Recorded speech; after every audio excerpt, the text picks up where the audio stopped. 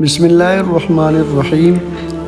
تمام ناظرین کو اسلامی سبق آموز چینل میں خوش آمدید اور خلوص برا السلام علیکم ورحمۃ اللہ وبرکاتہ۔ جب حضرت موسیٰ علیہ السلام ذرا بڑے ہو گئے تو اہلیہ فرعون نے ان کی والدہ سے کہا کہ یہ بچہ مجھے لا کر دکھلا جاؤ کہ میں اس کے دیکھنے کے لیے بے چین ہوں۔ اور اہلیہ فرعون نے اپنے سب درباریوں کو حکم دیا کہ یہ بچہ آج ہمارے گھر میں آ رہا ہے، تم میں سے کوئی ایسا نہ رہے جو اس کا اکرام نہ کرے اور کوئی ہدیہ اس کو پیش نہ کرے، اور میں خود اس کی نگرانی کروں گی کہ تم لوگ اس معاملہ میں کیا کرتے ہو۔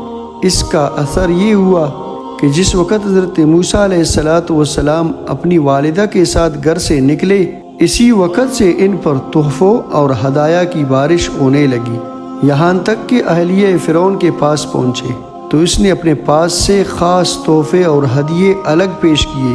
فرعون کی اہلیہ آسیہ ان کو دیکھ کر بے حد مسرور ہوئی اور یہ سب تحفے تحائف حضرت موسیٰ علیہ نبینا علیہ السلام کی والدہ کو دے دیے۔ اس کے بعد اہلیہ فرعون نے کہا کہ اب میں ان کو فرعون کے پاس لے جاتی ہوں، وہ ان کو اکرام اور تحفے دیں گے۔ جب ان کو لے کر فرعون کے پاس پہنچی تو فرعون نے ان کو اپنی گود میں لے لیا۔ موسیٰ علیہ السلام نے فرعون کی داڑھی پکڑ کر زمین کی طرف جھکا دیا۔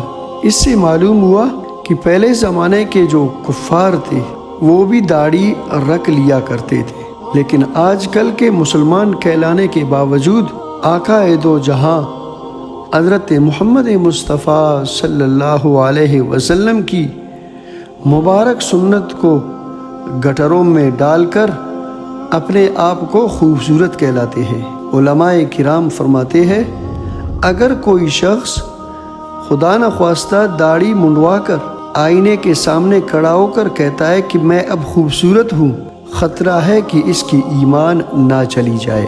اللہم احفظنا۔ اس وقت دربار کے لوگوں نے فرعون سے کہا کہ آپ نے دیکھ لیا کہ اللہ تعالیٰ نے اپنے نبی ابراہیم علیہ السلام سے جو وعدہ کیا تھا کہ بنی اسرائیل میں ایک نبی پیدا ہوگا جو آپ کے ملک و مال کا وارث ہوگا، آپ پر غالب آئے گا اور آپ کو پچاڑے گا، یہ وعدہ کس طرح پورا ہو رہا ہے؟ فرعون متنبہ ہوا اور اسی وقت لڑکوں کو قتل کرنے والے سپاہیوں کو بلایا تاکہ اس کو ذبح کر دے۔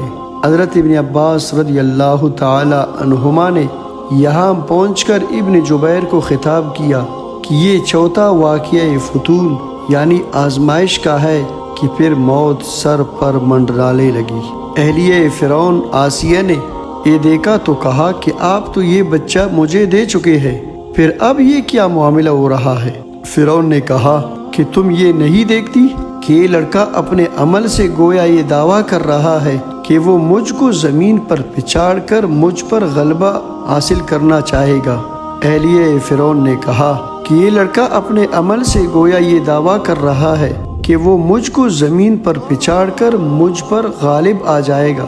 اہلیہ فرعون نے کہا کہ آپ ایک بات کو اپنے اور میرے معاملہ کے فیصلے کے لیے مان لیں، جس سے حق بات ظاہر ہو جائے گی کہ بچے نے یہ معاملہ بچپن کی بے خبری میں کیا ہو یا دیدہ و دانستہ کسی شوخی سے۔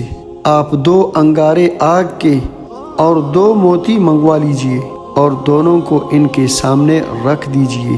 اگر یہ موتیوں کی طرف ہاتھ بڑھائے اور آگ کے انگاروں سے بچے تو آپ سمجھ لے کہ اس کے افعال عقل و شعور سے دیدہ و دانستہ ہے، اور اگر اس نے موتیوں کے بجائے انگارے ہاتھ میں اٹھا لیے تو یہ یقین ہو جائے گا کہ یہ کام کسی عقل و شعور سے نہیں کیا گیا، کیونکہ کوئی عقل والا انسان آگ کو ہاتھ میں نہیں اٹھا سکتا۔ فرعون نے اس آزمائش کو مان لیا۔ 2 انگارے اور 2 موتی موسیٰ علیہ السلام کے سامنے پیش کیے تو موسیٰ علیہ السلام نے انگارے اٹھا لیے۔ بعض دوسری روایات میں ہے کہ موسیٰ علیہ السلام نے موتیوں کی طرف ہاتھ بڑھانا چاہتے تھے کہ جبرائیل امین علیہ السلام نے ان کا ہاتھ انگاروں کی طرف پھیر دیا۔ فرعون نے یہ ماجرا دیکھا تو فوراً ان کے ہاتھ سے انگارے چھین لیے کہ ان کا ہاتھ کہیں جل نہ جائے۔ اب تو اہلیہ فرعون کی بات بن گئی۔ اس نے کہا کہ آپ نے واقعہ کی حقیقت کو دیکھ لیا۔